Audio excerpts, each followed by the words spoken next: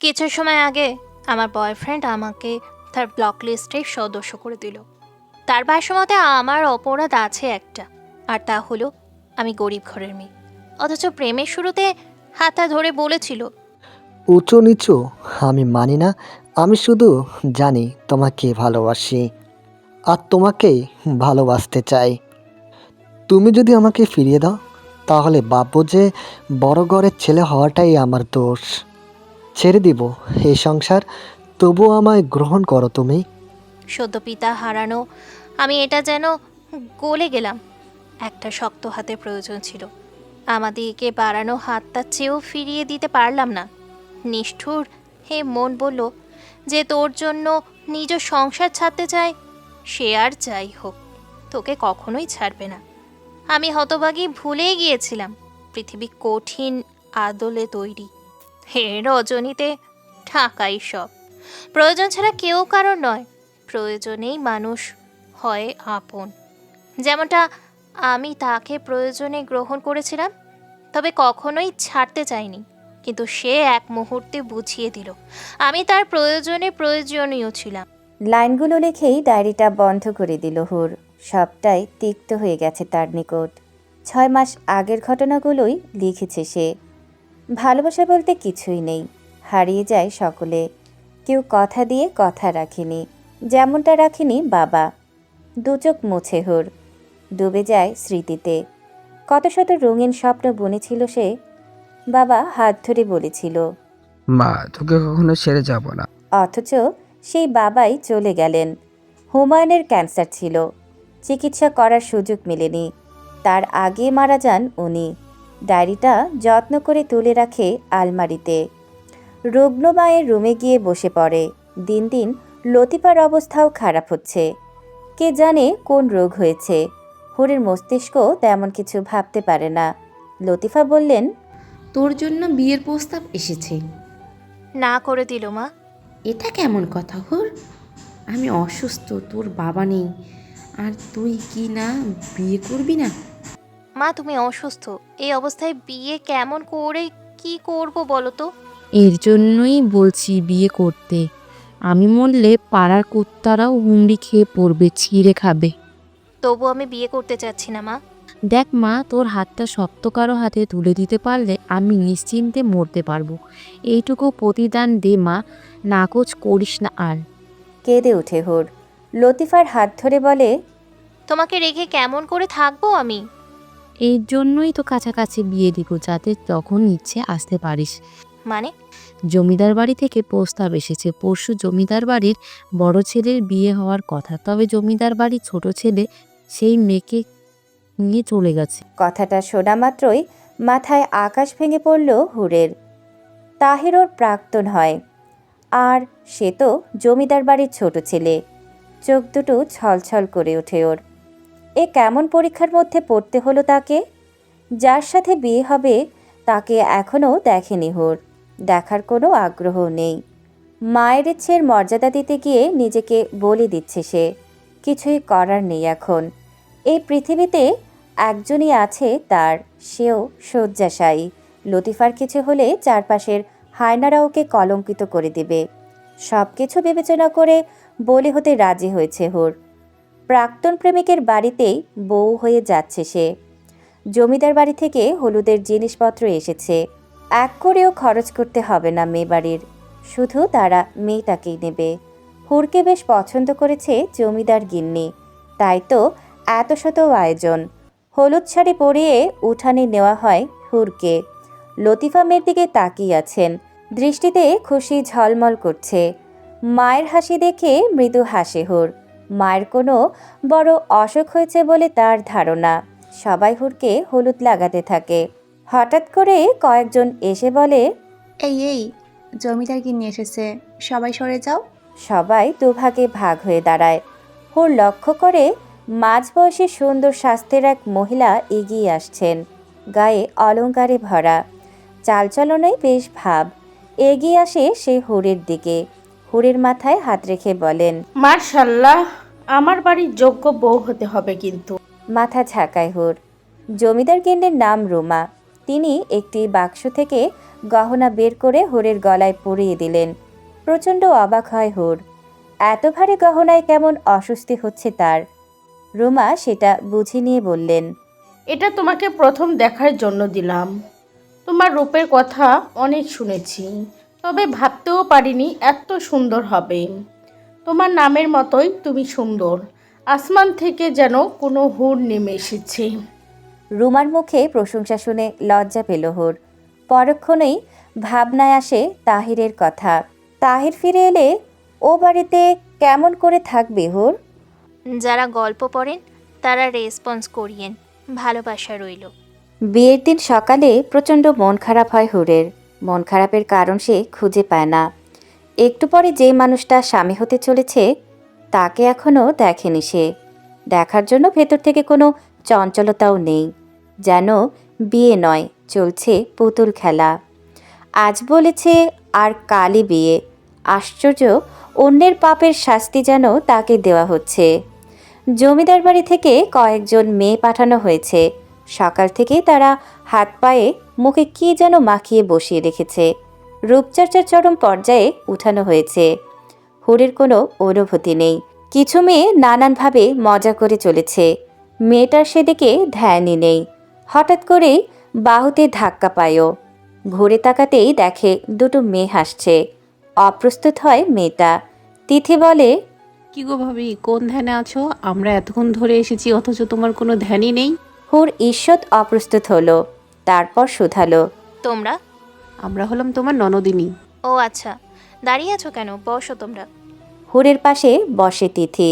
জুহি আসে পাশে তাকিয়ে বলে, শোনো ভাবিজান, আমার ভাইয়া কিন্তু একদম অন্য রকমের। তাকে সব সময় হাতে রাখবে কেমন? মৃদু হাসে হুর। ফিসফিস করে তিথি বলে, আমার ভাইয়া যেন প্রথম রাতেই সব মিষ্টি পেয়ে যায়। ভাবি, ওকে অপেক্ষা করিও না আবার। জহিরাহেন কথাতে লজ্জায় রাঙা হয় হুর। বাচ্চা বাচ্চা মেয়েরা কি সব কথা বলছে। হুর কোনো উত্তর করতে পারে না। সে নিজেও খুব বড় এমন নয়, সবে 18 শেষ করেছে।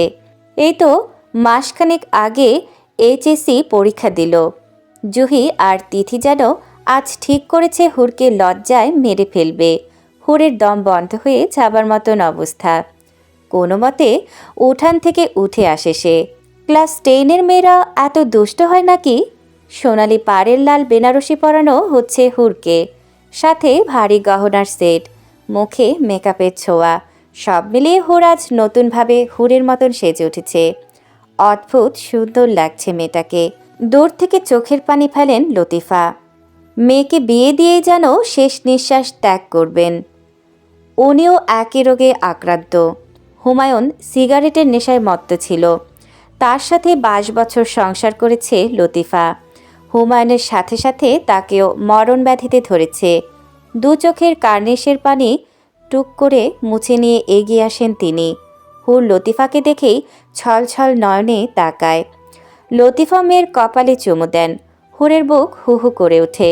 লতিফা চলে আসেন অন্য ঘরে, যেখানে বিয়ে পড়ানো হচ্ছে। কিছুক্ষণ পর কবুল বলতে বলা হয় হুরকে। কয়েকবার শ্বাস ফেলে কবুল বলে হুর। বিয়ের মোহরানা তৎক্ষণাৎ পরিশোধ করতে হয় জাহিনকে। মেয়েকে বিদায় দেওয়ার সময় ভেঙে পড়েন লতিফা। আশেপাশের মহিলারা সামলায় লতিফাকে। হুর এক বিন্দু চোখের পানিও ফেলে না।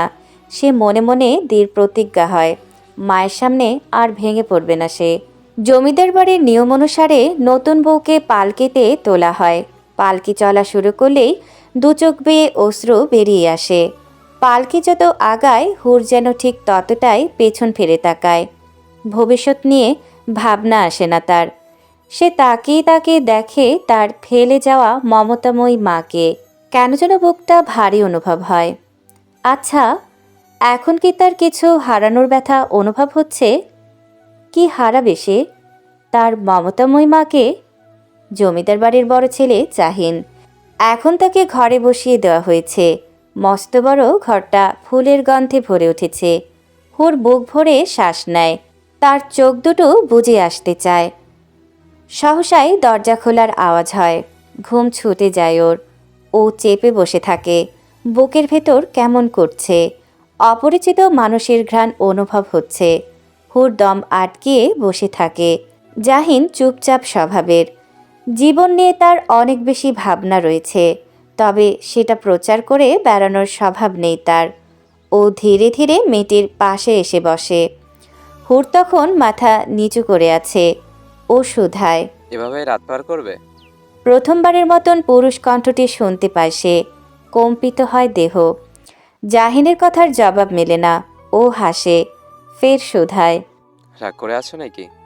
হুর মাথা দোলায়, নাকচ করে বোঝায় রাগ করেনি। তবে এবার মুখ খোলে হুর, মৃদু সুরে বলে। কিছু হয়নি তো। তাহলে এই ভারী কাপড় পরে আছো? চেঞ্জ করে আসবো? অবশ্যই। জবাব পেয়ে তৎক্ষণাৎ উঠে যায় হুর, চেঞ্জ করে আসে। এসে দেখে জাহিদ নিজেও পোশাক পরিবর্তন করেছে। মানুষটির শরীর থেকে মন ভালো করার মতন সুবাস মিলছে। জাহিন এগিয়ে আসে, একদম বরাবর হয়ে দাঁড়ায়। হুর তখনও মাথা নামিয়ে আছে। পুরুষটি তার শক্ত হাতের সাহায্যে মেয়েটির থুতনি উঁচু করে ধরে। এতে দৃশ্যমান হয় সমস্ত মুখ। ওর মন জোড়ায়। এই মুখটির প্রতি বিশেষ মায়া অনুভব করে সে। ছোট ভাইয়ের করা সমস্ত কিছুই জানেও। হুরকে প্রথমবার দেখেই জাহিনের মনে হয়েছিল এই মেয়ে শুধু তার, শুধুই তার। জাহিন কেমন করে তাকিয়ে আছে। এদিকে লজ্জায় চোখ নামিয়ে ফেলেছে হুর। জাহিন হাসে, কানের কাছে এগিয়ে যায়। তারপর ফিসফিস করে বলে। শোনো মেয়ে, তুমি আমার প্রয়োজন নও, বরং প্রিয়জন। প্রয়োজন ফুরিয়ে যায়, তবে প্রিয়জন কখনো ফুরায় না। ছেলেটির এহেন কথায় হুরের শরীর কেঁপে ওঠে, দু চোখে অশ্রু নামে। তবে সত্যি কি প্রিয়জন পেল সে? একটি মিষ্টি সকালের সূচনা হলো। জাহিনের সর্বাঙ্গে নববধূর ঘ্রাণ। হুরের ঘুম বেশ আগেই ভেঙেছিল, তবে হাতের বাঁধন থাকায় উঠে যেতে পারেনি। জাহিন চোখ মেলে চাইল। পাশ ঘুরতেই বুকের ভেতর এক রহস্যময় অনুভূতি পেল, যা আগে কখনোই হয়নি। আপনার ঘুম ভেঙেছে? এ কথা বলেই নিজের শরীর থেকে পুরুষটির আলগা হয়ে যাওয়া হাতটি সরিয়ে নিল হুর। উঠে বসে দ্রুত আরশির সামনে এলো। শরীরের পোশাকটি ঠিক করে নিয়ে বলল। আমি ফ্রেশ হয়ে আসি। অনেকটা দ্রুতই চলে গেল হুর, যেন পালিয়ে বাঁচার প্রয়াস। জাহিন কয়েক সেকেন্ড মৌন থেকে অধর প্রসারিত করল। গতকাল থেকে তার জীবন পরিবর্তন হয়ে গিয়েছে, আর এই পরিবর্তন ওর কাছে ভীষণ উপভোগের। হুর যখন ফ্রেশ হয়ে এলো, জাহিন তখন পুরো জেগে গিয়েছে। জানালার পর্দা খুলে দেওয়াতে সকালের মিষ্টি রোদ এসে ঘরময় ছোটাছুটি খেলছে। ভেজা চুলগুলো তোয়ালে দিয়ে পেঁচিয়ে নিয়েছে মেয়েটি। জাহিন যখন তার দিকে দৃষ্টি ফেরালো, ও তখন কিছুটা আমতা আমতা করে বলল। ওয়াশরুমে এই তোয়ালেটাই ছিল, আপনার বোধ হয়। আমি ব্যবহার করে ফেলেছি। শেষ বাক্যটা বলতে গিয়ে মেয়েটা কেমন সংকোচে ডুবে গেল। ওর আচরণে হেসে ফেলল জাহিন। সমস্যা নেই, আমাকে দাও, আমিও গোসল করে আসি। চুল থেকে তোয়ালেখানা খুলে দিল হুর। সেটা নিয়ে ওয়াশরুমের দিকে এগিয়ে গেল জাহিন। তোয়ালে থেকে অদ্ভুত সুন্দর এক ঘ্রাণ পাওয়া যাচ্ছে। এই সুন্দর ঘ্রাণ এখন থেকে রোজ পাওয়া যাবে। বিষয়টা স্মরণ হতেই বুকের ভেতর কেমন একটা অনুভূতি হয়। জাহিনের অধর আপনা আপনি প্রসারিত হলো। একেই হয়তো ভাগ্য বলে। মেজাজ উষ্ণ হয়ে আছে জমিদার গিন্নি রুমার। ছোট ছেলেটার খোঁজ এখনো পাওয়া যায়নি। তিনি এবার অধৈর্য হয়ে যাচ্ছেন। একটা কাজ যদি ঠিক মতো হয়। ও কোথায় পালিয়েছে? দেশ ছেড়েছে কি? সামনে থাকা ছেলেটা মাথা নত করে রাখে, মিনমিনে সুরে বলে। ছোট সাহেবকে আশেপাশের সব জায়গায় খুঁজেছি, কিন্তু পাইনি। একটা মানুষ উধাও হয়ে গেল। খোঁজ চলছে, আশা করি পেয়ে যাব। সেই দিনটা কবে আশরাফ? আশরাফ নামে ছেলেটা মাথা নামিয়ে রাখে। রুমা ক্ষণে ক্ষণে মেজাজ হারাচ্ছেন। জাহিন সিঁড়ি দিয়ে নেমে আসছিল। তাকে দেখেই আশরাফ বাইরের দিকে অগ্রসর হলো। কি খবর বাবা? মুহূর্তেই মেজাজ বদলে কথাটা বললেন রুমা। তবে জাহিন সেটা ধরে ফেলল। আশরাফকে যেতে দেখেছে সে। তাহেরকে পাওয়া যায়নি? রুমা যেন কথাটা এড়িয়ে যেতে চাইলেন, দৃষ্টি ঘুরিয়ে বললেন। হুর কোথায়? সাথে এলো না? একটু পরেই আসবে, তার আগে বলুন, তাহেরকে পাওয়া যায়নি? যায়নি তো কি হয়েছে, পাওয়া যাবে। দেশ ছেড়ে তো পালাইনি। সেটা ঠিক। বলেই সামনের দিকে তাকালো। হুরকে নামতে দেখা যাচ্ছে, তাই বিষয়টি আর লম্বা হলো না। জাহিন আর রুমা দুজনেই মেয়েটির দিকে দৃষ্টি দিয়ে আছে। সদ্য গোসল করে নামা হুরকে হুরের অনুরূপী দেখাচ্ছে। মার্শাল্লাহ। কাছে এগিয়ে এসে কথাটা বললেন রুমা। হুর অনেকটাই লজ্জা পেল। একবার জাহিনের সাথে দৃষ্টিও মিলে গেল। ও চট করেই দৃষ্টি ফিরিয়ে অন্য পাশে চাইল। সব কিছু মেনে নিয়েই বিয়েটা করেছে হুর, তবে কোথাও একটা সংকোচ রয়ে গিয়েছে। বুকের ভেতর হুহু এখনও করে। তাই কিনা দুদিন ধরে খাওয়া দাওয়া নেই। ডাইনিংয়ে নানা রকম খাবার সাজানো। হুর চেয়ে দেখছে শুধু, তবে রুচি আসছে না। জাহিন নরম সুরে বলল, খাবারগুলো পছন্দ হয়নি? জি হয়েছে। তবে খাচ্ছ না কেন? আমার আসলে খেতেই ইচ্ছে করছে না। অল্প একটু খাও, আজ সারাদিনও খাবার খাওয়ার সময় পাবে না। নিচ থেকে পরোটা আর চিজ অমলেট প্লেটে তুলে দিল জাহিন। ওর এমন বিনয় দেখে মেয়েটির বুকের ভেতর উষ্ণ একটি অনুভূতি এলো। সেই সাথে নিজেকে শাসন করে বোঝালো অতীতের সব কিছু ভুলে গিয়ে এই মানুষটাকে যেন সবটুকু দিয়ে ভালোবাসতে পারে। হুরকে আরও একবার সাজিয়ে গুছিয়ে পুতুলের ন্যায় বসিয়ে রাখা হলো। ও একটু মনমরা হয়েছিল। ঠিক তখনই পাখির মতন উড়ে এলো দুই কিশোরী। তিথি এসে হুরের গলার আশেপাশে দেখতে লাগলো। ওর এহেন কাণ্ডে বিহব্বলের মতন চেয়ে রইল হুর। মেকআপে সব ঢেকে গেল নাকি? তিথির কথার জবাবে জুহি বলে, হতেও পারে। ইস, সকালে আসা উচিত ছিল।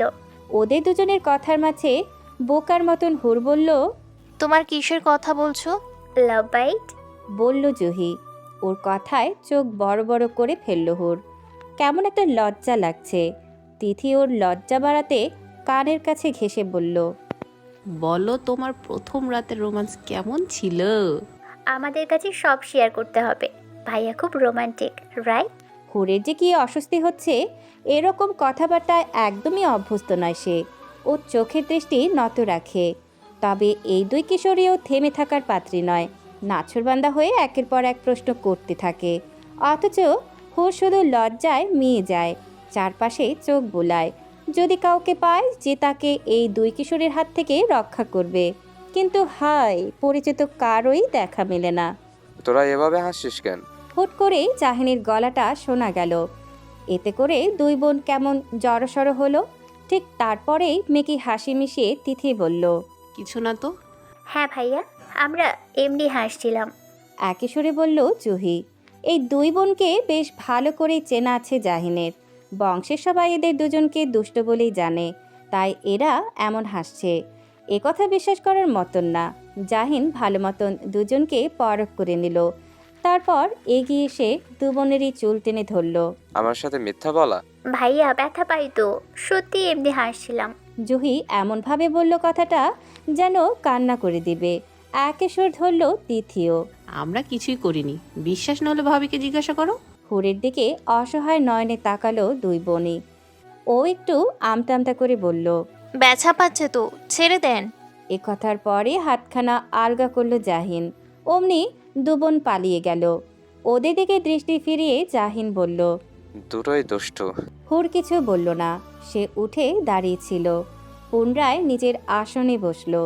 ও ঠিক পাশটায় বসলো জাহিনও। আমি জানি ওরা খুব দুষ্টু। তোমাকে জ্বালিয়েছে? না, জ্বালাইনি। দৃষ্টি নত রেখেই বলল হুর। জাহিন মাথা নাড়িয়ে বলল, জ্বালাইনি? তবে কি বলেছে ওরা? এ প্রশ্নে মেয়েটির গলা কেমন শুকিয়ে এলো। কিভাবে বলবে কথাটা। ও একটুখানি অস্বস্তির মধ্যে ডুবে গেল, তবে মিথ্যে বলতে পারল না। বলছিল আপনি রোমান্টিক কিনা। মেয়েটির নজর অন্যদিকে ঘোরানো, নতুবা এ কথা বলতে পারত না ও। জাহিন ভেতরে ভেতরে হাসল। কিছুটা কাছাকাছি হয়ে ধীর গলায় বলল, তুমি কি বললে? হুরের বুকের ভেতর একটা আন্দোলন শুরু হয়েছে। মানুষটার উপস্থিতি অনুভব হচ্ছে। ও কেমন শিউরে উঠল। জাহিন পুনরায় বলল, কি হলো? বলনি কিছু? তোমার বর খুব আনরোম্যান্টিক, তাই না? একটা লজ্জা এসে মেয়েটির গাল স্পর্শ করে গেল। ওর অমন মুখশ্রী দেখে শব্দহীন হাসল জাহিন। এই সময়টা ওর জন্য গুরুত্বপূর্ণ। ও মন থেকে চায় এই সুন্দর সময়টা দীর্ঘ হোক, কারো নজর না লাগুক। রুমা তখনও অশান্তির মধ্যে দিয়ে যাচ্ছেন। তাহিরের খোঁজ পাওয়া যাচ্ছে না। ছেলেটা কোথায় হারালো কে জানে। ছেলে অন্যায় করে পালালেও মায়ের মন কাঁদতেই থাকে। তিনি এক অসহ্য অনুভূতির মধ্য দিয়ে যাচ্ছেন। এই যন্ত্রণা কাউকে বলাও যায় না, আবার সহন করাও যায় না। অশান্তির এই মুহূর্তে স্বামীকে খুব মনে পড়ে ওনার। উনি ছুটে আসেন নিজের কক্ষে, একটা চাপা কান্না আটকিয়ে দেয়ালে টাঙানো স্বামীর বড় ছবিখানা নামিয়ে আনেন। ধুলো যদিও জমেনি, তবু হাত দিয়ে মুছে নেওয়ার মতন করে বলেন, কোন যন্ত্রণা এলো? আমি কেমন করে সব সামাল দিব? আপনি দেখেন না আমি কত বড় বিপদে। কিচ্ছু ভালো লাগে না আমার। বুকের ভেতরের যন্ত্রণাটা ধরে রাখতে ব্যর্থ হন তিনি। তাই তো দুটি চোখ বেয়ে ক্রমাগত অশ্রুর বর্ষণ হয়। তিনি কাঁদতে থাকেন। অনেকটা সময় কাঁদার পর একজন এসে খবর দিয়ে যায়, মেয়ের বাড়ি থেকে লোক এসেছে। লোক বলতে হুরের মা আর চাচারা, যারা এতদিন সম্পর্ক রাখার চেষ্টা না করলেও হুরের বড় ঘরে বিয়ে হওয়াতে দরদ একেবারেই উতলে পড়ার মতন। সমস্ত দায়িত্ব ঘাড়ে নিয়ে নিয়েছেন। অসুস্থ মাকে দেখে হুরের বুকের ভেতরটা কান্নায় ভেঙে আসে। ও এগিয়ে এসে মা নামক মানুষটিকে জড়িয়ে ধরে, কেঁদে ফেলে শব্দ করে। এভাবে কাঁদলে আমার মেয়ে সাজ নষ্ট হয়ে যাবে তো। দেখি মা, আমার হুর, তাকা তো তুই। কাঁদতে কাঁদতে তাকায় হুর। এক অদ্ভুত রূপ খেলা করছে তার মুখশ্রীতে। কিছু মেয়ে থাকে যারা কাঁদলেও সুন্দর লাগে, হুরের বিষয়টিও তেমন। মেয়েটি কাঁদলেও সুন্দর লাগে। দূর থেকে হুরের এই কান্না ভেজা মুখশ্রী দেখতে দেখতে হঠাৎই জাহিনের মনে হলো, এই কান্না ভেজা মুখটা সুন্দর লাগলেও বুকের ভেতর কোথাও একটা দংশন ঘটাচ্ছে। ও নিজের কাছেই শপথ করলো, নিজের সবটুকু দিয়ে এই মেয়েটির জীবন থেকে কান্নার দলগুলোকে একটু একটু করে মুছে দিবে, যাতে কোনো অশুভ ছায়া এসে মেয়েটির চোখে জল না আনতে পারে। কান্না করতে করতে হঠাৎই ভরাট বুদ্ধিদীপ্ত গালে চাপদাড়িযুক্ত অপূর্ব সুন্দর মানুষটার দিকে নজর যায় হুরের। ও নাক টেনে কান্না থামায়। জাহিন এগিয়ে আসে, সালাম জানায়। লতিফার চোখে অশ্রু এসে যায়। তিনি হাত বাড়িয়ে ছেলেটার বাহু স্পর্শ করেন। বাবা, মেয়েটাকে দেখে রেখো। জাহিন শুরুতেই কিছু বলে না, ও বরং নজর ঘুরিয়ে হুরের দিকে চায়। কান্নার দমকে মেয়েটির হেঁচকির মতন উঠে গিয়েছে। ছেলেটা অভিযোগের মতন করে বলে, আন্টি, আপনার মেয়ে তো কান্নাকাটি শুরু করেছে। সবাই ভাববে আমার কাছে সুখে নেই। একদিনই বোধহয় তিক্ত হয়ে গেছে। লতিফা মেয়ের দিকে নজর ফেরান। চোখ দুটো লাল হয়ে আছে। তিনি একটু শাসনের মতন করে বলেন, তাই তো বোকা মেয়েটা কিভাবে কাঁদছে, তুমি একটু মানিয়ে নিও বাবা। জাহিন হাসে, হুরের দিকে দৃষ্টি রেখেই বলে, কোনো চিন্তা করবেন না আন্টি। কবুল বলার সাথে সাথেই ও আমার দায়িত্ব হয়ে গিয়েছে। এই দায়িত্ব আমি মাথায় তুলে রাখবো, অন্য কাউকে কেন। ও চাইলেও এই দায়িত্ব থেকে আমি সরব না, কখনোই না। হুরের ছোট্ট একটা ঘর রয়েছে, তবে বেশ পরিপাটি করে গোছানো। মেয়েটার মাঝে কোনো সংকোচ দেখা যাচ্ছে না। ও খুব যত্নের সাথে জাহিনের ব্যাগপত্র তুলে রাখলো। বাইরে থেকে কথা শেষ করে এসে জাহিন সেটাই দেখল। সাধারণভাবেই এমন পরিবেশ কখনোই তার থাকা হয়নি। একটু অসুবিধা হবে মনে হচ্ছে। ওর মুখশ্রী দেখে হুর শুধালো, কিছু ভাবছেন? ভাবছি তো। কি? তোমার কথা। একটা মৃদু হাসিতে মেয়েটির অধর প্রসারিত হলো। জাহিন এগিয়ে এসে খাটে পা তুলে বসল। একটা বিষয় ভালো, ঘরটার মেঝে পাকা করা, নতুবা মানিয়ে নিতেও খুব কষ্ট হতো। আপনার ব্যাগপত্র ওখানটায় রাখা। ঘরের এক কোণে ছোট্ট একটা পুরাতন স্টিলের আলমারি রয়েছে, সেখানটায় নির্দেশ করল হুর। জাহিন একবার চোখ বুলিয়ে হুরের দিকে নজর ফেরালো। আমরা এখানে কয়দিন থাকবো? প্রশ্নটা করল হুর। জাহিন একই সুর ধরে বলল, তোমার যতদিন ইচ্ছে হবে। আমার ইচ্ছে? হুম। কিন্তু আপনার অসুবিধা হবে না? সত্যিকার অর্থে কিঞ্চিত অসুবিধা হবে, তবে সেটা প্রকাশ করল না, বরং হেসে বলল, বোকার মতো কথা বললে অসুবিধা কেন হবে? না, ঠিক তা নয়। আপনি তো এমন পরিবেশে অভ্যস্ত নন। কেন, আমি কি এই এলাকার মানুষ নই? হলেও আপনি তো এখানে থাকেন না, শহরেই ছিলেন। তাছাড়া জমিদার বাড়ির কাছে আমাদের এই কুঁড়েঘর কিছুই না। জাহিন কিন্তু জবাব দিল না। ও একটু সময় নিল, তারপর মাথা দোলালো। এহেন আচরণে হুর প্রশ্ন নিয়ে চেয়ে রইল। এবার জাহিন বলল, সেটা ঠিক বলেছে। আপনি তাহলে আজ থেকে কাল চলে যান, আমি কয়টা দিন থেকে যাই। মনে হচ্ছে আমাকে তাড়াতে চাচ্ছে। আমি সেটা বোঝাতে চাইনি, তো মনে তো হচ্ছে। আপনার অসুবিধা হবে ভেবেই বলেছি। মাথাটা নত করে বলল ও। জাহিন ভালো মতন মেয়েটাকে দেখতে লাগলো। তার থেকে অনেকটা ছোট এই মেয়ে। প্রথম যখন দেখেছিল তখন তো আরও ছোট ছিল। এখন তবু পরিপক্ক একটা ভাব এসেছে। সাধ্য মতন আয়োজন করেছেন লতিফা, তবু তিনি সন্তুষ্ট হতে পারছেন না। এত এত খাবার দেখে হুর বলল। এত সব কেন করেন? মেয়ের দিকে তাকিয়ে লতিফা বললেন, বোকার মতো কথা বলছিস কেন? এত সব কোথায়? জমিদার বাড়ির তুলনায় এগুলো কিছু? কিন্তু আমাদের তুলনায় তো অনেক কিছুই মা। হুর পুনরায় চোখ বোলালো। দুপুরের খাবারের আয়োজন এত বিশাল যে একটা বড় টেবিলেও জায়গা হবে না। ও মায়ের দিকে সরল চোখে তাকালো। তারপর হুট করে নজরে এলো মায়ের কানের দিকটায়। সেটা দেখে আঁতকে উঠল ও। মা, তোমার কানের দুল কোথায়? লতিফা একটু চমকালেন, কানে হাত দিলেন, তারপর আমতা আমতা করে বললেন। আছে, খুলে রেখেছি। হুর যেন বিশ্বাস করতে পারল না, বিশ্বাস করার মতনও না। ও মায়ের দিকে ছলছল নয়নে চাইল। দুল বিক্রি করে দিয়েছো? এ কথায় লতিফা মেয়ের দিকে দৃষ্টি ফেরালেন, হাত দ্বারা গাল স্পর্শ করে বললেন। ছেলেটা প্রথমবার এ বাড়িতে এসেছে, একেবারে যা তা তো খাওয়ানো যায় না। মেয়েটির চোখ থেকে জলের বিন্দু নেমে গেল, টুপ করে পড়ল মেঝেতে। হাতের সাহায্যে দু চোখ মুছে নিয়ে বলল। এত বড় ঘরে আমাকে বিয়ে কেন দিতে গেলে মা? এমন কেন বলছিস? এমনটা বলতে নেই মা। হুরের কান্নাটা বাড়তে লাগলো। মেয়েকে বুকে টেনে নিলেন লতিফা, পিঠে হাত বুলিয়ে দিতে দিতে বললেন। তুই সুখে থাক মা, কোনো দুঃখ তোকে স্পর্শ না করুক। এ কথার বিপরীতে মেয়েটার বুক যে আরও ভারী হয়। ও হয়তো সুখে থাকবে, তবে কোথাও একটা দোটানা যে রয়েছে। তাহির যখন ফিরবে তখন বিষয়টা কেমন হবে? কিভাবে সব কিছু সামাল দিবে হুর? গোসল করে আসায় হুরকে হুরের মতোই দেখাচ্ছে। এই সময় মেয়েদের অতিরিক্ত স্নিগ্ধ লাগে, সতেজ মনে হয়। মেয়েটি যখন চুলগুলো মুছে নিচ্ছে, জাহিন তখন মুগ্ধ নয়নে চেয়ে আছে।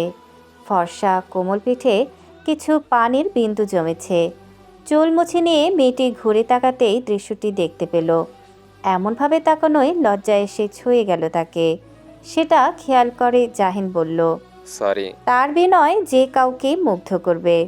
হুরো এই মানুষটাতে দিনকে দিন মুগ্ধ হচ্ছে।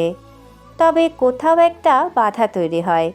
এই বাধা ওর অতীত। ও মাথাটা নত রাখে। এবার চলুন, খাবার সব ঠান্ডা হয়ে যাচ্ছে। অনেকক্ষণ আগে খাবার তৈরি হয়েছিল, তবে হুরের গোসলের জন্য খাওয়াটা আটকে ছিল। জাহিনের বিরোধ ছিল, মেয়েটিকে রেখে সে খাবে না। তাই কিনা গোসল করে আসতে হলো তাকে। শীতল পাটি বিছিয়ে রাখা, সেখানে অনেক অনেক খাবার। লতিফা মিনমিন সুরে বললেন। কষ্ট নিও না বাবা, এভাবেই খেতে হবে। জাহিনের ঠোঁট প্রসারিত হলো। ও এগিয়ে গিয়ে বসলো শীতল পাটিতে। এভাবে বলবেন না আন্টি। পার্টিতে বসে খাবার খাওয়া আমার বেশ পছন্দের। ছোটবেলার কথা স্মরণ হচ্ছে। তবুও জামাই মানুষ তুমি, গরিব এই। তাকে আটকালো জাহিন, বলল। এভাবে বললে আমি এ বাড়িতে আর আসতে পারবো না আন্টি। লজ্জা লাগবে আমার। ছি বাবা, এ কথা বলো না। তুমি খাওয়ার খেতে বসো। এই হুর, দাঁড়িয়ে কেন? জামাইকে খাবার দে। হুরের যেন টনক নড়ল। ও একটা ঘোরে ডুবে গিয়েছিল। ওর বারবার মনে হচ্ছে মায়ের কানের দুলের কথা। বিষয়টি মনে হতেই ভেতরটায় তোলপাড় শুরু হয়েছে। কি রে, এখনো দাঁড়িয়ে? দিচ্ছি মা। হুর নিচু হয়ে প্লেট এগিয়ে দিল। তাতে পরিমাণ মতন ভাত তরকারি দিয়ে বলল। আর কিছু দিব? হুম। খাওয়া শুরু করো বাবা। আপনারা বসবেন না? তুমি আগে খাও বাবা। এটা হয় নাকি? আপনারাও বসুন। পরে খাবো আমরা। তুমি শুরু করো। একদমই না হুর। আন্টির জন্য খাবার দাও তো। না বাবা, তুমি আগে খাও। শুধু আপনাদের রেখে আমার গলা দিয়ে খাবার নামবে না আন্টি। ভদ্রমহিলার গলা রোধ হলো, চোখ হলো টলমলে। সে হুরের দিকে চাইল, ইশারায় প্লেট দিতে বলল। হুর একদম চুপচাপ সব কিছু করে যাচ্ছে। মায়ের জন্য খাবার তুলে দিয়ে সে বলল। আমি পরে খাবো। কেন? আপনারা খেয়ে নিন, আমি পরিবেশন করছি। পরিবেশন তো করেছই, এখন তুমিও বসো। কথা বাড়াবে না। মেয়েটির পা থমকে আছে। ওর যে খেতে ইচ্ছে করছে না, তবু মুখের উপর মানা করতে পারে না। অল্প একটু খাবার তুলে নেয়। তারপর শুরু হয় খাবার পর্ব। লতিফার হাতের রান্না ভালো, মায়েদের রান্না যদিও ভালোই হয়, তবে লতিফার রান্নার আলাদা করে প্রশংসা করতেই হয়। জাহিন তৃপ্তি নিয়ে খাবার খায়। লতিফা এটা সেটা এগিয়ে দিতে থাকেন। অনেক শখ ছিল একটা ছেলের, তার দু চোখ অশ্রুতে ভেজে, তবে বোধহয় সৃষ্টিকর্তা শখটা পূরণ করে দিলেন। খাবার খেয়ে বসতে নেই, একটু চলাফেরা করে নিতে হয়। জাহিন আর হুরও বের হয়েছে। গ্রামীণ পরিবেশে খুব একটা থাকা হয়নি জাহিনের। অনেক ছোট থেকেই সে শহরে মানুষ হয়েছে, ইট পাথর দেখে বড় হয়েছে। ওরা কাঁচামাটির সড়ক দিয়ে চকের দিকে এসেছে। খেতে ধান বোনা হয়েছে, ফলে চারপাশ কেমন সবুজ লাগে। হুর নীরবে পথ চলে। কথা শুরু করে জাহিন। তুমি অনেকটা চুপ হয়ে আছো মনে হচ্ছে। চমকায় মেয়েটি। সে এখনও ধ্যানেই ছিল। ওর চমকানো ভাবও লক্ষ্য করেছে জাহিন। না, ঠিক আছি তো। কোথায় ঠিক আছে? কথাই তো বলো না। না মানে কি বলবো? কিছু বলার নেই? মেয়েটির চোখে দ্বিধার খেলা মিলে। জাহিন হতাশ হয়ে পড়ে। তার সাথে এই মেয়েটি এখনও সাহস যেতে পারেনি। হুর, বড় মায়া লাগে কণ্ঠটায়। মেয়েটি তাকায়। ডাগর দুটি চোখের দৃষ্টি পুরুষটির মুখশ্রী স্পর্শ করে যায়। তুমি অসম্ভব সুন্দর। ছোট্ট একটি বাক্য, তবে কেমন জাদু মিশানো। হুরের সমস্ত শরীরে কম্পন ধরে। জাহিন এগিয়ে এসে মেয়েটির হাত স্পর্শ করে। তোমার মন খারাপ? হুম, তাহলে? আপনার অসুবিধা হবে আমাদের বাড়িতে। হুম, হচ্ছে না তো। আমি দেখেছি আপনি গোসল করতে পারেননি ঠিক মতন। টিনের বেড়া দিয়ে তৈরি গোসলখানায় জাহিনের গোসল হয়নি ঠিক মতন। তবুও লুকোনোর প্রয়াসে বলে। হুম, তুমি ভুল দেখেছো হয়তো। মেয়েটি কিছু বলে না। পুরুষটি তার হাতের তালু দ্বারা ওর গাল স্পর্শ করে। নরম গালে পুরুষটির শক্ত স্পর্শ পেয়ে নড়েচড়ে ওঠে সে। চলুন বাসায় যাই। সহসাই বলে ওঠে মেয়েটি। জাহিনের কপালে ভাঁজ তৈরি হয়। মাত্রই তো এসেছি। না মানে? ও আটকায়। কি বলবে বুঝতে পারে না। এলোমেলো লাগে। দ্বিধা তৈরি হয় বুকে। সেটি বুঝে জাহিন, তাই বলে। চলো ফিরে যাই। তারপর চলতে থাকে গন্তব্যের দিকে। এবার অনুশোচনা জাগে মেয়েটির অন্তরে। পুরুষটি তার থেকে কিছুটা আগানো, বড় মায়া দিয়ে গাঁটখানা স্পর্শ করেছিল। আর ও কিনা দ্বিধায় পড়ে মানুষটাকে বিভ্রান্ত করলো। এই অন্যায় পাপ হুরকে একটু একটু করে দহন দিতে লাগলো। এক সুখময় যন্ত্রণা প্রতিনিয়ত তাকে গ্রাস করে চলেছে। জাহিন তার ভালো লাগে, মানুষটার স্পর্শ তাকে পরিপূর্ণ করে তোলে। কিন্তু তাহির নামক দ্বিধাটি সেই সুন্দর বিষয়গুলোকে প্রতিনিয়ত এলোমেলো করে দেয়।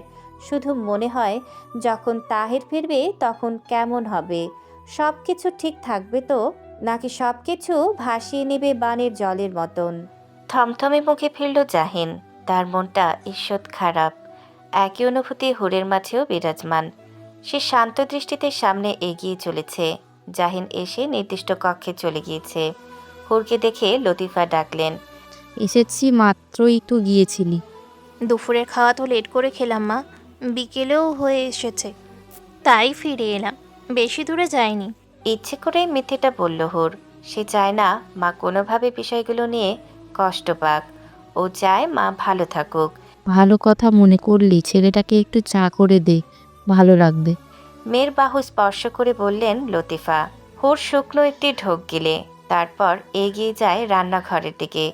আধুনিক কোনো কিছুই নেই, ছোট্ট একটা রান্নাঘর, যার চারপাশটা পাটখড়ি দিয়ে তৈরি করা।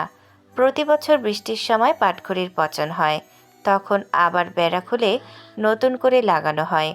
উপরে অবশ্য টিন চাল করা, না হলে আরেক বিপত্তি হতো। হুর চুলায় চায়ের পানি বসালো। তারপর কিছু শুকনো পাতা এনে মাটির চুলায় প্রায় পুরোটাই ভরাট করলো। তাতে আগুন ধরিয়ে দিয়ে পেছন ঘুরতেই একটা লম্বা মূর্তির মতো নজরে পড়ল। হঠাৎ হওয়ায় ভরকালো সে। জাহিন ছোট ছোট চোখে তাকিয়ে শোধালো। ভয় পেয়েছো? না। ওভাবে চমকালে যে? আপনি কখন এলেন? ঘরে তো ছিলেন। এসে তো ঘরেই যাইনি, আন্টিকে জিজ্ঞাসা করতেই এদিকের কথা বললেন। ও। তারপর কয়েক সেকেন্ডের নীরবতা। জাহিন তখনও দাঁড়িয়ে আছে। হুর শুধালো, আপনি কি বসবেন? বসলে তোমার সমস্যা হবে।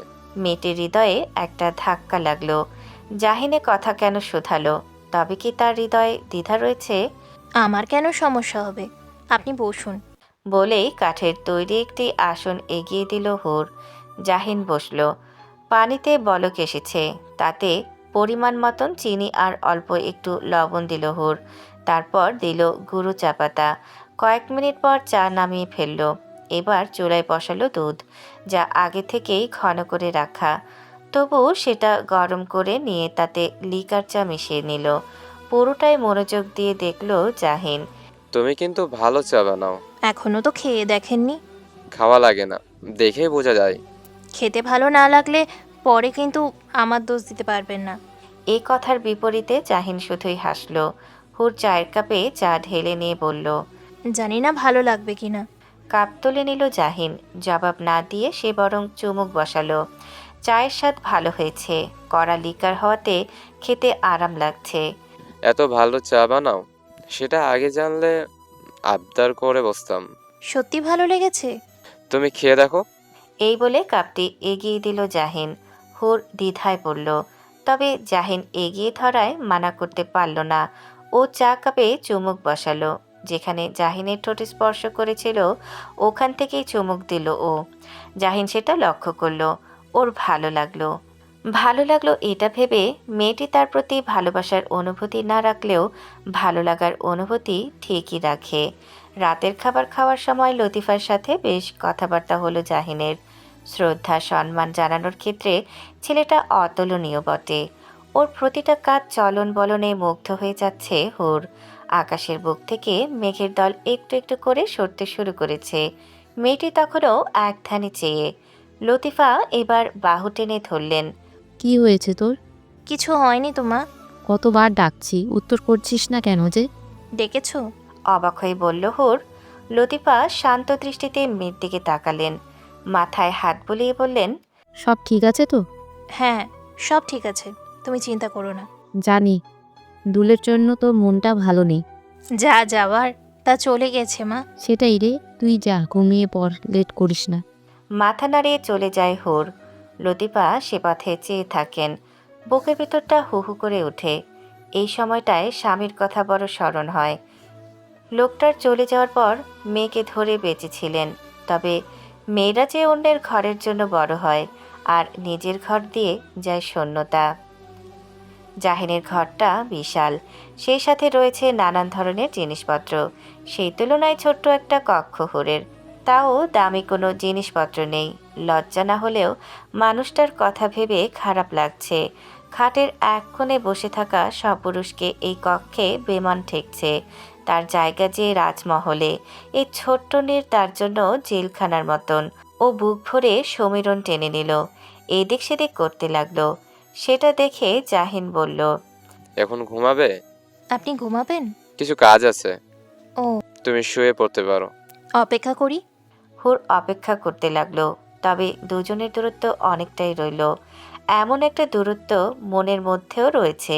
জাহিন মনোযোগ দিয়ে ফোনে কিছু করছে। শহরে তার ব্যবসা রয়েছে, সেসবই দেখে নিচ্ছে। হুর অনেকটা সময় অপেক্ষা করলো, তবে জাহিনের কাজ শেষ হয় না। সে ফোনের মধ্যে ডুবে আছে। এটা সেটা করতে থাকে আর হুর চেয়ে থাকে এক দৃষ্টিতে। কেটে যায় অনেকটা সময়। মানুষটার দিকে চেয়ে থাকতে থাকতে হুরের দুটো চোখ বন্ধ হয়, তলিয়ে যায় গভীর ঘুমে।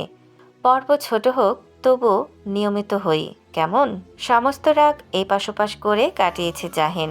এমন না এই পরিবেশে এবারেই সে মানতে পারছে না। তার খুব একটা অসুবিধা হচ্ছে না, তবে কেন যেন ভেতরটা ভয়ানক যন্ত্রণাকে বোধ হয়ে আছে। সকাল হতেই এক কাপ চা হাতে ঘরে প্রবেশ করলো হুর। গতরাতে টানা ঘুমিয়েছে সে। নিজের প্রিয় রুমটা পেয়ে বেশ ভালোই ঘুম হয়েছে, যার দরুন চোখ মুখ ফুলে উঠেছে। আমি আজ ফিরে যাচ্ছি। চায়ের কাপটি তুলে নিয়ে বলল জাহিন। হুর একটু চমকালো, থমকালো, কয়েক সেকেন্ড বাদে বলল, কেন? এই প্রশ্নে জাহিনের ভেতর একটুখানি সমীরণ এসে স্পর্শ করে গিয়েছিল। তবে পরের কথাটি শুনে শীতল সমীরণ তপ্ত হয়ে বুক স্পর্শ করে গেল। তার মানে তো আমাকেও যেতে হবে। আমি না গেলে হয় না? পুরুষটি ঠোঁট কামড়ে রইল, কয়েক সেকেন্ড তাকিয়ে থেকে বলল, তোমাকে যেতে হবে না। আচ্ছা, মাকে বলে আসি। কখন যাবেন? শেষ প্রশ্নে তারা মেয়েটি কি বোঝালো? সে চলে গেলেই ওর স্বস্তি? পুরুষটি করুণ দৃষ্টিতে তাকিয়ে থাকলেও হুর সেটি দেখল না। দুপুরে। বলতে সে এক ছোটে মায়ের কাছে এলো। লতিফা দুপুরে খাবারের আয়োজন এখন থেকে শুরু করে দিয়েছে। এভাবে ছুটে এলি কেন? উনি আজই চলে যেতে চাচ্ছেন। সে কি আজই কেন? হয়তো কোনো কাজ আছে। এর কোনো মানে হয়? আমি তো কথা বলি। কি দরকার? দরকার নেই বলছিস। পাগল কোথাকার, ছেলেটা কাল এসেছে, আজই চলে যাবে।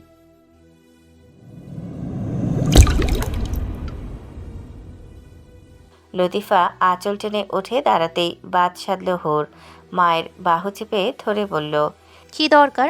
দরকার নেই বলছিস। পাগল কোথাকার, ছেলেটা কাল এসেছে, আজই চলে যাবে। মেয়েকে ঠেলে তিনি কক্ষে পৌঁছালেন। জাহিন তখন চায়ের কাপটি রেখে নিজের ব্যাগপত্রে হাত দিয়েছে। বাবা, তোমরা নাকি আজ চলে যাবে? জাহিন কিছু বলার সুযোগ পেল না। তার পূর্বেই পেছন থেকে হুর বলল, আমি যাব না তো। লতিফা মেয়ের দিকে দৃষ্টি ফেললেন, তারপর আবার জাহিনের দিকে তাকিয়ে বললেন, এটা হয় বাবা, তুমি চলে যাবে? কালই তো আসলে। আমাকে শহরে যেতে হবে, আন্টি কিছু কাজ পড়ে গেছে। তাহলে ও ফিরে যাক, তুমি আসলে তখন আবার দুজনে এসে থেকো। না আন্টি, ও থাক, আমি এসে নিয়ে যাব। কোনোভাবেই কি থাকা যায় না? খুবই আর্জেন্ট হয়ে গেল, না হলে এভাবে চলে যেতাম না। আমি কথা দিচ্ছি আবার আসবো।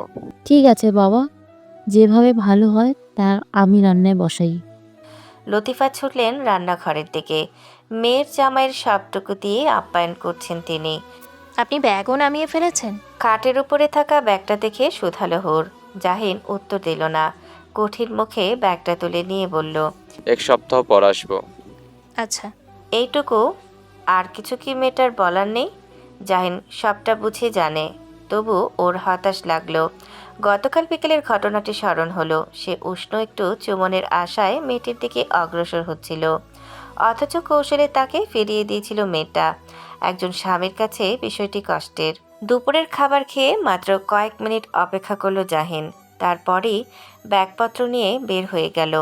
লতিফা আরও একবার অনুনয় করল, তবে অনুনয়টি রাখতে পারল না ছেলেটা।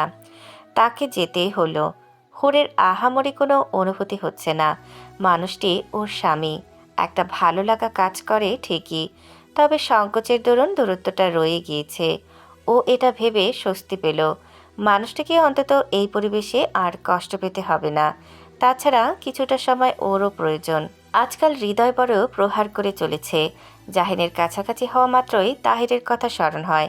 তীব্র অস্বস্তিতে ভালো লাগা পরিণত হয় বিভ্রমে।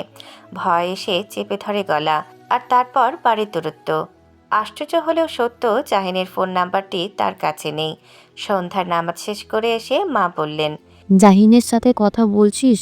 এ কথায় চমকায় মেয়েটি। কথা বলতে পারে না। লতিফা মাত্রই নামাজ শেষ করে এসেছেন, মেয়ের পাশে বসেন। সব ঠিক আছে? হ্যাঁ মা, সব ঠিক আছে, তুমি ভেবো না।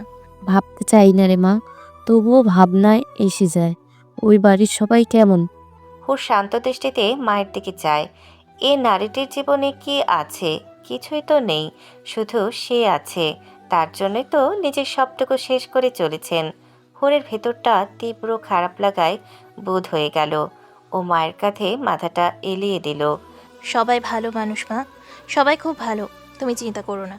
মুখে এ কথা বললেও ওর ভেতরে যে প্রহার চলে, তাহির নামক ব্যথাটা পুনরায় বুকে এসে আন্দোলন করে। ও মনে মনে প্রার্থনা করে তাহির যেন ফিরে না আসে। সে ফিরলে হুরের জীবনটা বানের জলে ভেসে যাবে। একটা সুন্দর সংসার হওয়ার পূর্বেই তা ভাঙচুর হবে, যা শেষ করে দিবে একাধিক জীবন। তখন বিচ্ছেদ ছাড়া আর কোনো উপায় থাকবে না। প্রথম দিন ভালোভাবে গেলেও দ্বিতীয় দিন হুরের ভেতরটায় অস্থিরতা নেমে এলো। ও হৃদয়ে ছটফট বাড়তে লাগলো। নিজের বোকামি খেয়াল করে মন খারাপ করে বসে রইল সে। সে মন খারাপ বোধ হয় জাহিনের কাছে ঠিক ঠিক পৌঁছে গেল। তাই তো ছেলেটার কল এলো সন্ধ্যায় কিছু সময় পূর্বে। তখন আকাশ ঈষৎ লাল হয়ে এসেছে। সূর্য ডুবে গিয়ে ধীরে ধীরে চাঁদের আগমন ঘটতে শুরু করেছে। সেই সন্ধ্যার আগ মুহূর্তে ভীষণ ব্যাকুল হয়ে পড়ল হুর, তবে কথা বলতে পারল না। ওপাশ থেকে সুর ভেসে এলো। হুর। মেয়েটির হৃদয় যেন এক পশলা বৃষ্টির স্পর্শে নেচে উঠল, তবে গলা দিয়ে কথা যেন আসে না। হুর, শুনতে পাচ্ছ? ওহো, মেয়েটার জবাব নেই। এবার জাহিনের কপালে এক ভাঁজের উদয় ঘটে। ও ঠোঁট কামড়ে কয়েক সেকেন্ড চুপ থাকে, পুনরায় ডাকে। হুর, ঠিক আছো তুমি? এবার কিছুটা হাঁপিয়ে গিয়েছে, এমনভাবে মেয়েটি বলে। জি, আমি ঠিক আছি। তারপর কয়েক সেকেন্ডের নীরবতা, কেউ কথা বলে না। জাহিন বোধহয় ইচ্ছে করে সময় দেয়। সে সময়টুকু পেয়ে মৃদু সুরে হুর বলে। আপনি ঠিক আছেন? হ্যাঁ। ছোট্ট একটা জবাব, তবে প্রশান্তির। হুরের ভালো লাগে, একই সাথে কান্না পায়। কান্না পায় মানুষটার নাম্বার না থাকার কারণে। আমি আসলে দুঃখিত। লজ্জা, অস্বস্তি আর কষ্ট থেকে ছোট্ট এই বাক্য বলে হুর। জাহিন একটু চুপ থেকে বোঝার প্রয়াস করলো, অন্তরের জবাবটির সাথে মিলিয়ে নিতে শোধালো। কেন? আমার কাছে আসলে আপনার নাম্বার ছিল না, তাই কল করতে পারিনি। বিষয়টি স্বাভাবিক ও অস্বাভাবিক দুই অনুভূতির মিশ্রণ, তবে জাহিন সেসব তোয়াক্কা করল না। ওর মন খারাপও হয়নি, ও বুঝতার মানুষ। মেয়েটির অনুভূতি বুঝে জানে, মানিয়ে নেওয়ার চেষ্টা করে। কোনো ব্যাপার না, তুমি বলো সব ঠিকঠাক যাচ্ছে কিনা। আমি ঠিক আছি, কিন্তু আপনি? ওকে আটকে দেয় জাহিন, বলে। আমি রাগ করিনি। কিন্তু আমার যে কষ্ট লাগছে। জাহিনের অধর প্রসারিত হয়। এই মেয়েটির হৃদয়ে সে যে স্থান তৈরি করতে পেরেছে, এ নিয়ে কোনো সন্দেহ নেই, তবে দ্বিধাটা এখনো বিদ্যমান। সেটাই কাটিয়ে নিতে হবে। আপনি সত্যিই রাগ করেননি? রাগ করলে কল করতাম? জানি না, আমার শুধু মনে হচ্ছে আপনাকে রাগিয়ে দিয়েছি। হুম, একদমই রাগ করিনি। অমন সময় সন্ধ্যার আজান পড়ল। ওরা দুজনেই চুপ হয়ে গেল, মনোযোগ দিয়ে আজান শুনল। আজান শেষ হলে জাহিন বলল। কোনো ব্যাপার না, তুমি এটা নিয়ে ভাববে না, আমি পরে আবার কল করব। আচ্ছা। বলেই কল কাটল হুর।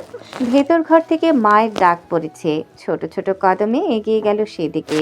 মেয়ের মুখটায় কিছু ভালো লাগার পরশ অনুভব করতে পারলেন লতিফা। এগিয়ে এসে বললেন। নামাজ করব, অজু করে আসি চল। কথা মতন মাথা নাড়ালো হুর। কলপারে এসে উজু করতে বসলো।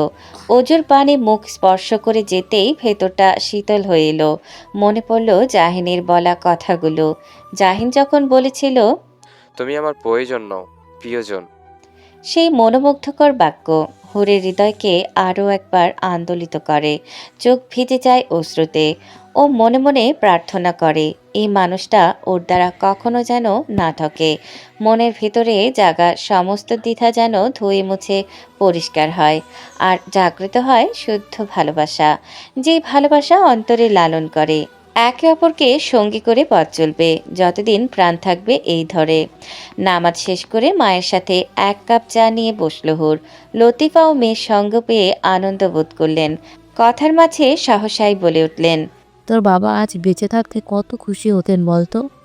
বাবার কথা মনে হলেই হুরের মন খারাপ হয়। ওর অভিযোগ করতে ইচ্ছে করে, বাবা কেন এত আগে চলে গেলেন। ওর তুই সুখী তো মা? এই কথায় আচমকা মেয়েটি মা কি কোনোভাবে কিছু বুঝছেন, তিনি এগিয়ে এসে কন্যার গাল স্পর্শ করেন। সব ঠিক আছে মনে হচ্ছে, তবুও কোথাও একটা ভয় হয় রে। ভয় কেন পাও মা? জানি না, মনটা শুধু কুগায়। তোর বাবা চলে যাওয়ার পর থেকে কিছুই তো ভালো হয়নি, শুধু তোর এই বিয়েটা ছাড়া। সেটাও যদি খারাপ কিছু বনে যায়, তবে নিজেকে মাপ করতে পারবো না। লতিফার মুখ থেকে এহেন সব কথায় হুরের হৃদয়টা ছটফট করে ওঠে। ও মায়ের হাতটা নিজের বুকের কাছে এনে ধরে। চোখ দুটোয় অশ্রু এসে গিয়েছে। এই বিয়েটা খারাপ কিছু হবে না মা, তোমায় কথা দিলাম আমি। কন্যার মুখের পানে চেয়ে থাকেন লতিফা, বুক ভরে দম নেন। স্বামীকে আরও একবার স্মরণ করেন, তাকান সামনের দিকে। সুখের সংসার ছিল তার, অথচ মানুষটাই নেই। কতগুলো মাস হয়ে গেল কাজের জন্য জাহিন কল করতে পারল না। অনেকটা সময় ধরে অপেক্ষায় ছিল হুর। এবার সে ব্যস্ত হলো। আরও কয়েক মুহূর্ত অপেক্ষা করে কল করে ফেলল। কল রিসিভ হলো কিছু সময় পরই, তবে ব্যস্ত ভঙ্গিতে জাহিন বলল। একটু কাজে আছি, আমি কল ব্যাক করব। এরপর কল কাট হলো। মেয়েটি কিছুই বলতে পারল না, তার অপেক্ষা বাড়তে লাগলো। এক পর্যায়ে সে বুঝল অপেক্ষা শব্দটি ভীষণ যন্ত্রণার। ও হতাশ হয়ে জানালার কাছে এসে বসল। আকাশের বিশাল চাঁদের দিকে তাকিয়ে বলল, চাঁদের তো কলঙ্ক আছে, তবু সবাই তাকে ভালোবাসে। আমার কলঙ্কটুকু কখনো জানলে জাহিন কি ভালোবাসবে? একপাক্ষিক কথায় কোনো উত্তর আসে না। হুরও উত্তর পেল না। জানালায় মাথা ঠেকিয়ে নিরলসভাবে চাঁদের দিকে চেয়ে রইল। চাঁদ খুব সুন্দর হয়, দেখলেই ভেতরটা শান্তি শান্তি লাগে। রাতের আধারে এক টুকরো সাদা আলোর মতন লাগে, মনে হয় আকাশের বুকে সাদা পদ্ম ফুটেছে।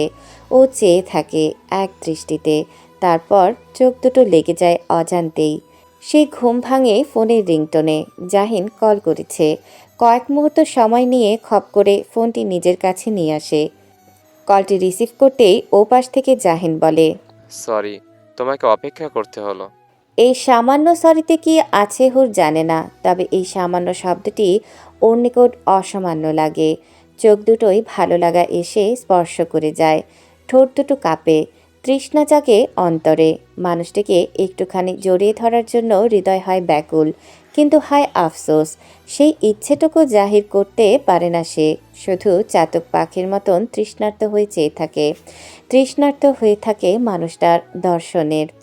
তুলনামূলক বড় পর্ব দিয়েছি, আরও একটা আনন্দ আছে, দেখছেন তো?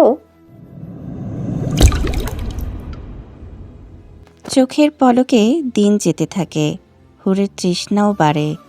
কটা দিনে মানুষটার প্রতি অনুভূতি আরও বেশি গাঢ় হয়। কথায় আছে, চোখের আড়াল মানেই মনের আড়াল।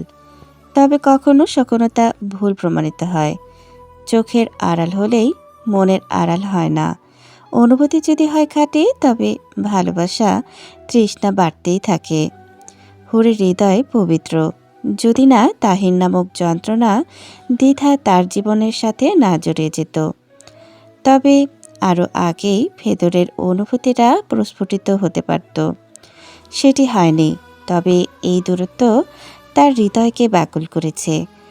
একদিন তো মেয়েটি ভীষণ কেঁদেছেও, কেঁদেছে মানুষটাকে এক নজর দেখার জন্য। সেই কান্না দেখেছে রাতের আধার চাঁদও কিছু জোনাকি পোকা, তাদের সাথে গল্প করেছে হুর, বিলিয়েছে মনের দুঃখ। সেই দুঃখের খবর বোধহয় জাহিনের কাছেও পৌঁছে গেল। একদিন হুট করেই আগমন হলো তার। মেয়েটি তখন গোসল করে এসে উঠানে চুল শুকিয়ে নিচ্ছিল। মানুষটা প্রবেশ মাত্রই থরথর করে কেঁপে উঠল সে। ওর কাঁপুনি স্পষ্ট লক্ষ্য করেছে জাহিন, তাই কিনা অধরে মিষ্টি হাসি এসে ধরা দিয়েছে। হাত ভরাট করে জিনিসপত্র নিয়ে এসেছে ছেলেটা। হুর তখনও দাঁড়িয়ে এক দৃষ্টিতে চেয়ে। ভেতর ঘর থেকে লতিফা বললেন, কে এলো রে হুর? মেয়েটি বলতে পারল না, থম ধরে রইল। লতিফা নিজেই বেরিয়ে এলেন। জাহিনকে দেখে ভারী অবাক হলেন। বাবা তুমি আসবে? আমাকে তো মেয়েটা কিছু বলল না। জাহিন শুরুতেই সালাম জানালো, তারপর বলল, আমি কিছু জানাইনি আন্টি, হুরও জানতো না। মেয়েটির দিকে দৃষ্টি ফেলল জাহিন। চোখ দুটোই অবিশ্বাস। ও মুচকি হাসল। লতিফা বললেন, এখনো দাঁড়িয়ে আছিস কেন? এই মেয়েটা যে কি! বলতে বলতে মেয়ের গায়ে স্পর্শ করলেন তিনি। ধ্যান ভেঙে চাইল হুর। লতিফা বললেন, জামাইকে ঘরে নিয়ে যা। ও মাথা ঝাঁকালো। তারপর জাহিনের হাত থেকে কিছু জিনিসপত্র নিজের হাতে তুলে নিয়ে ঘরের দিকে এগুলো। স্বীয় কক্ষে ফিরে জিনিসপত্রগুলো রাখা মাত্রই জাহিন শুধালো, কদিনেই মনে হচ্ছে শুকিয়ে গিয়েছে। সত্যি শুকিয়েছে মেয়েটা। আরশের সামনে দাঁড়িয়ে গলার কাছটা অনাবৃত করলেই খাঁজ দেখা যায়। ও কিছু বলে না। ওই ব্যাগটা আন্টিকে দাও। হাত বাড়িয়ে ব্যাগটা তুলে হুর এপাশ ওপাশ করে দেখে বলে, কি? খুলে দেখো। কথা মতন ব্যাগ খুলতে থাকে হুর। ততক্ষণে গায়ের শার্টটি খুলে ফেলে জাহিন। সে গোসল করেই এসেছে, শুধু শার্ট খুলে টি শার্ট পরে নিলেই হবে। ব্যাগটা খুলতে খুলতে জাহিনের অনাবৃত দেহের দিকে মেয়েটির চোখ আটকে যায়। সুদর্শন বলতে যা বোঝায় তার সবটুকুই মানুষটার মাঝে রয়েছে। ও চোখ নামিয়ে ব্যাগটা খুলে ফেলে। সুন্দর দুটো শাড়ি রয়েছে তাতে, রংটা মায়ের সাথে বেশ মানাবে। আন্টিকে দিয়ে এসো, রংটা ঠিক আছে? মায়ের জন্য এনেছেন? হুম। উল্টিয়ে পাল্টিয়ে দেখে হুর। এইটুকু বুঝে শাড়িগুলো বেশ দামি। ও একটু অস্বস্তি অনুভব করে। এগুলো দরকার ছিল না। কেন? কত দামি এগুলো, শুধু শুধু খরচ করলেন। দামের কথা কেন বলছো? উপহার কখনো দাম দিয়ে বিচার করতে হয় না। কি সুন্দর করে কথাটা বলল জাহিন, মন জুড়িয়ে যাওয়ার মতন। হুরের ভেতরটা স্বস্তিতে ভরে ওঠে। অনেক দিন হয় মা নতুন কাপড় পরে না। মাকে নতুন কাপড়ে দেখার লোভটা একেবারে সামলাতে পারল না ও। চট করেই চলে গেল মায়ের কাছে। মা তখন তড়িঘড়ি করে রান্না বসিয়েছেন। ছেলেটা আসবে জানলে কত আগে রান্না বসিয়ে দিতাম। কি অবস্থা, ঘরে তো ভালো কিছু নেই। সে কথায় পাত্তা দেয় না হুর। ও বরং একটা শাড়ি নিয়ে মায়ের দিকে এগিয়ে যায়। সেটা আলগোছে মায়ের গায়ে রাখতেই লতিফা বললেন, কি করছিস? একটু চুপ করো তো। পরপর দুটো শাড়ি মায়ের গায়ে দিয়ে দেখে হুর। সত্যি খুব সুন্দর। ওর দুটো চোখ খুশিতে ভরে ওঠে। আজকে একটা পরবে। এসব কি, এই শাড়ি? এগুলোতে অনেক দাম মনে হচ্ছে। তোমার জন্য নিয়ে এসেছেন। হায় আল্লাহ, এত টাকা! এই বলে শাড়ি দুটো হাতে তুলে নিলেন লতিফা। লজ্জায় তার মুখ রাঙা হয়ে গিয়েছে। কি কাণ্ড বলতো, ছেলেটা এসে থেকে গেল, আমি কিছুই দিতে পারলাম না এর মধ্যে। লতিফা হীনমন্যতা অনুভব করলেন। হাজার হোক মেয়ের জামাই তো, যত্ন করা দায়িত্ব। তিনি বিচলিত হলেন। হুরমায়ের বাহু চেপে ধরে শান্ত করতে বলল, তুমি এমন কেন করছো? এমন করব না, ছেলেটাকে কিছু দিতে পারলাম না। উনি ভালো মানুষ মা, বোঝদার। এইসব নিয়ে কষ্ট পেও না। লতিফা সরল চোখে মেয়ের দিকে তাকালেন। এই প্রথম মেয়ের মুখ থেকে প্রশংসা শুনলেন তিনি। ওনার ভেতরটা খুশিতে ভরল। তিনি একটু দ্বিধায় ছিলেন, মেয়েটা সুখে আছে কিনা এটা ভেবেই বুকটা হুহু করছিল। কিন্তু এখন মনে হচ্ছে মেয়ের জন্য সর্বোচ্চ ভালো সিদ্ধান্ত নিয়েছেন তিনি। সেই জন্য মনে মনে সৃষ্টিকর্তার নিকট শুকরিয়া আদায় করলেন। শুধু লতিফার জন্য নয়, হুরের জন্য নতুন পোশাক এনেছেন জাহিন। দুপুরে খাওয়া দাওয়া শেষ করেই বলেছে বিকালে তারা বের হবে। এই তারার মধ্যে আছেন লতিফাও। এই শুনে তিনি বড় লজ্জায় রাঙা হয়েছেন, মানা করেছেন। তবে জাহিন জানিয়েছে যেতেই হবে। ও চায় চলে যাওয়ার আগে একটা সুন্দর বিকেল কাটাতে। পাশের গ্রামে মেলা বসেছে, সেখানেই যাবে তারা। লতিফাকে এক প্রকার জোর করে নতুন কাপড় পরালো হুর। তারপর হাসি হাসি মুখে মাকে জড়িয়ে ধরল। কতদিন পর তোমাকে এভাবে দেখলাম মা। লতিফা লজ্জা পাচ্ছিলেন। তার লজ্জা দেখে হুরের আবার চোখে জল আসে। মা মেয়ে একজোট লজ্জা, খুশি ও চোখের জল ফেলে। তারপর হুর চলে আসে নিজের কক্ষে। জাহিন পুরো তৈরি, কালো রঙের টি শার্ট পরেছে সে। অদ্ভুত সুন্দর লাগছে তাকে। আর চোখে মানুষটাকে দেখতে দেখতে চুল ঠিক করছিল হুর। আর জাহিন ছিল ফোনে মগ্ন। হুট করে যখন তাদের চোখাচোখি হলো, হুর তখন চমকালো, কেঁপে উঠল। ওর হঠাৎ এহেন আচরণে থমকালো জাহিনও। মেয়েটি পোশাক বদলে এসেছে, সুন্দর লাগছে ভীষণ। মায়া মায়া অনুভব হতেই জাহিন এগিয়ে এলো। তারপর গায়ের ওড়নাটি টেনে ধরে মাথায় ঘোমটার মতন টেনে দিল। ঠোঁটে হাসি রেখে বলল, এবার নতুন বউ লাগছে। নতুন বউ শব্দটা মেয়েটির হৃদয়ে এসে আটকে যায়। অধর প্রসারিত হয়, একই সাথে লজ্জাও পায়।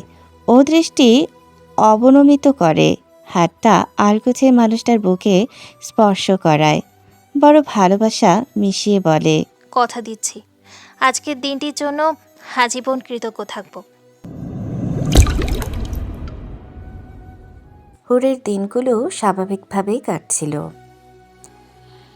একটু একটু করে স্বাভাবিকতা ফিরে পাচ্ছিল সে।